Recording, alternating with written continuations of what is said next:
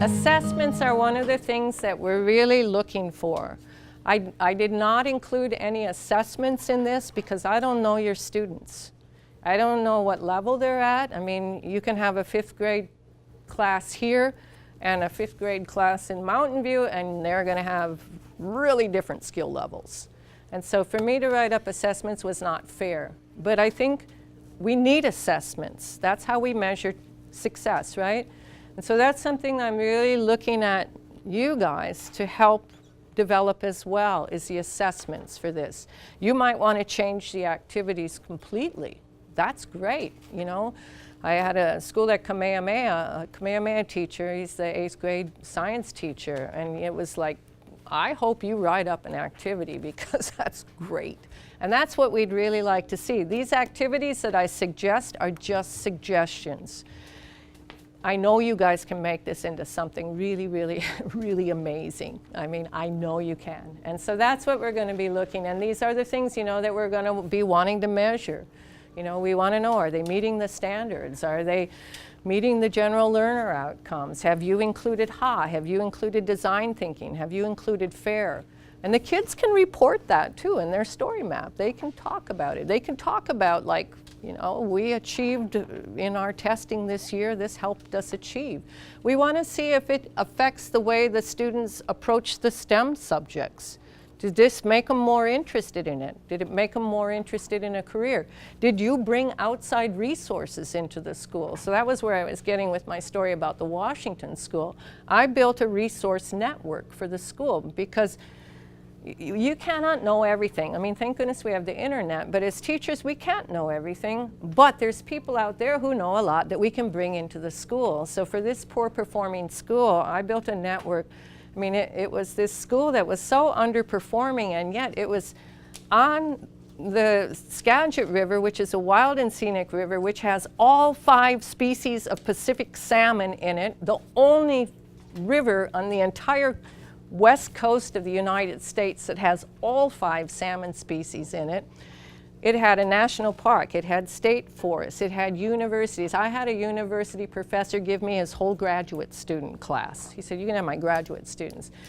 And they were all excited about it. They really were. So think about the resources that you have here. You know, you have native snail experts. You have a university here. You've got the Department of Health. You have the Department of Ag. You have the Department of Ed. You have organizations. You have numerous nonprofits, you know. Individuals and businesses, bring them into your school in the appropriate ways, or have the kids go and talk to them, or have the kids invite them in. But this is how you can really, really, really add a lot of depth and richness to a project. And so I really encourage building those community connections.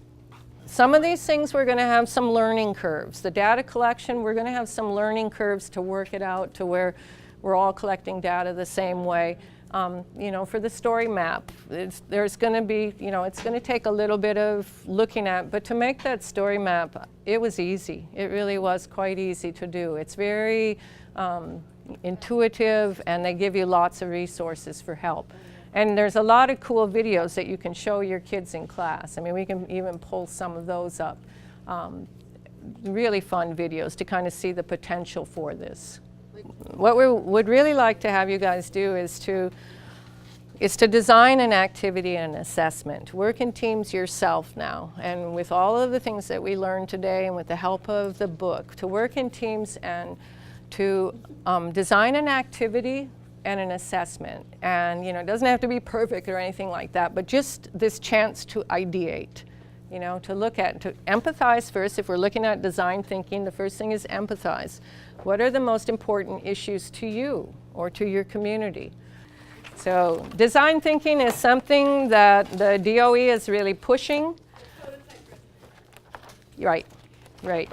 So it's empathize, and that's really important. When I think about the farmers, when I think about the grocers, you know, this is affecting them.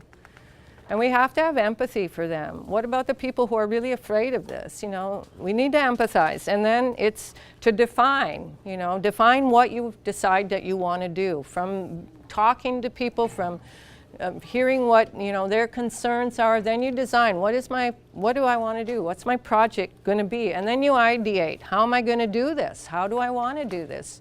Maybe it is getting the word out. Maybe you want to make t-shirts. Maybe you want to collect slug data. Maybe you want to talk to a farmer.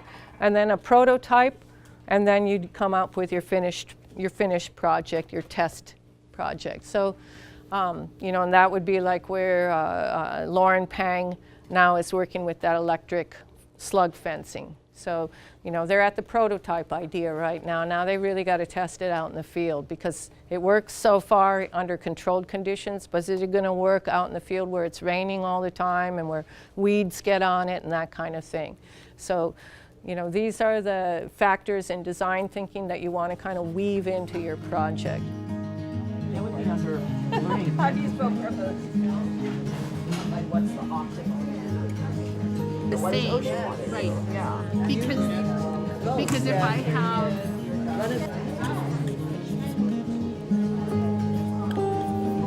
So in regards to the frequency, what is our main objective with the frequency? Or is this part of the current state? I guess what I'm saying is that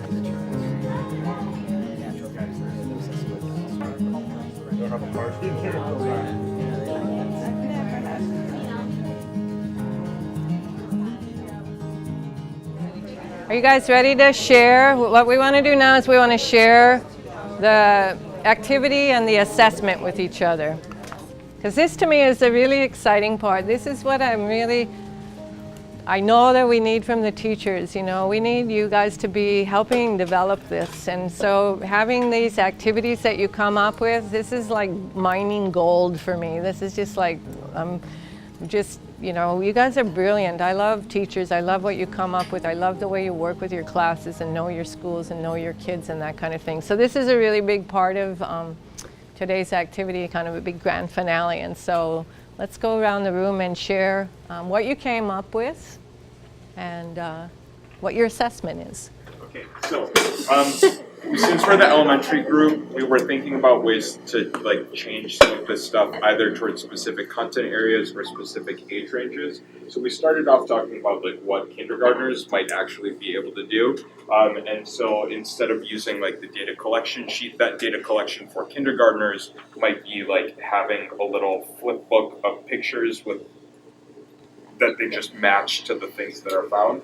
Or like having a little ID sheet and then they circle the things that match. Counting is also a thing that kindergartners should be proficient in, and so doing the actual count and doing the matching and doing the circling and following the instructions is a lot of really great things for them to do. Also, like constructing traps or like having them like verbally explain like what the best trap design is or best placement is if you do something where you like put out multiple things and then have like ask them to kind of qualitatively say like this one is better because we caught more snails over here, so we should do this thing in the future. Drawing, planning, and redesigning is like a way to tap into that engineering, NGSS. I work in education. I know what NGSS is. NGSS would be great things. And then drawing life cycle stages, just as like something that can be practiced. Great. We also have a lot of people that like work with Hawai'i stuff, and so maybe having students use like colors and sizes and stuff like that to make Hawaiian names for some of the for some of the snails and slugs, and then in English, like justify their name, like this is the big yellow snail or this is the little yellow slug, could be something that would be useful for making like an Olelo Hawaii based ID book, and then also Mo'olelo and like history on native snails. The Kuhuli snails is very interesting.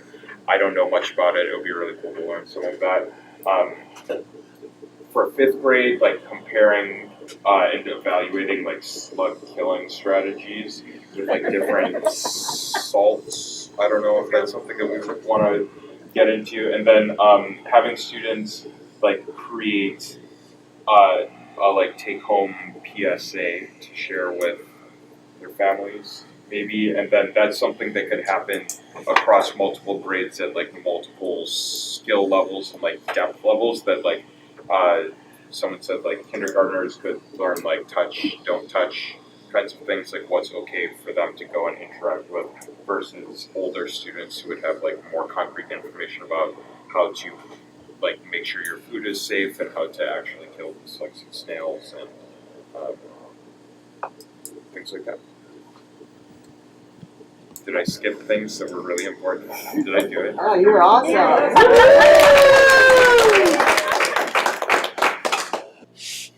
So Parker and I are going to do a joint project between his school and my school. Right on. No, we both want to do data collection on the slugs as a education to what's out there. And I want to take it and include it in our farmers markets. So we could have our slug jugs, we could sell our slug jugs with our vegetables to get it out to the public, and the art kids can make the slug jugs. What else did we talk about? So we did talk about that in terms of education. Also the opportunity as part of farmers market that you could have like a make and take. So it wouldn't necessarily be that they're buying them, it'd be like, how could you take them? Yeah, that's And maybe even, in fact, the relationship then gets developed where people bring back their slugs or certain examples of their slugs. So you're actually, but you're expanding then, so you know what you have at your school. So all of us talked about wanting to do data collection early on, to set up the shelters or traps, do the data collection. Certainly from 6th grade, statistical analysis is a huge part of the math curriculum. So we can use that, in many ways. And then also the ways that we could be looking at it in terms of science projects, that this really lends itself to science projects. One of the things that we talked about was possibly setting up something around deterrence. Could there be plants that we could use as deterrents? So could we have our control and our setup with some luscious, slug attracting plant that then is surrounded by, we had heard that lemongrass might be a possible deterrent, or arugula might be a possible deterrent. Are there some things that we could use in our garden in the way we use marigolds to keep deer out?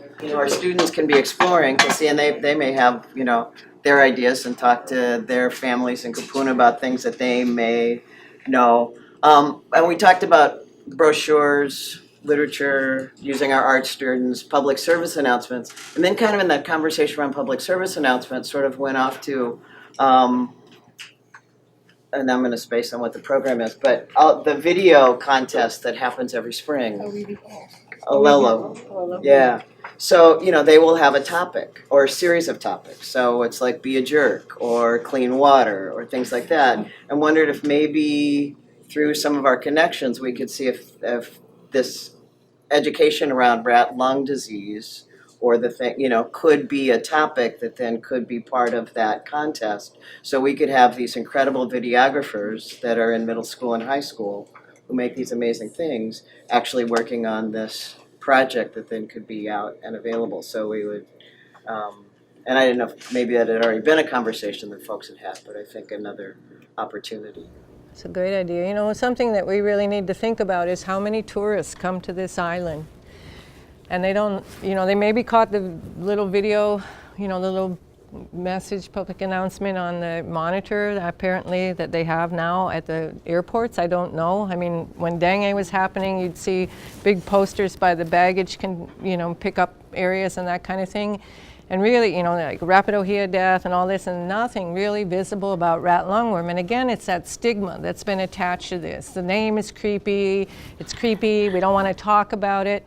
And so kids are much better at talking about gross stuff. They really are.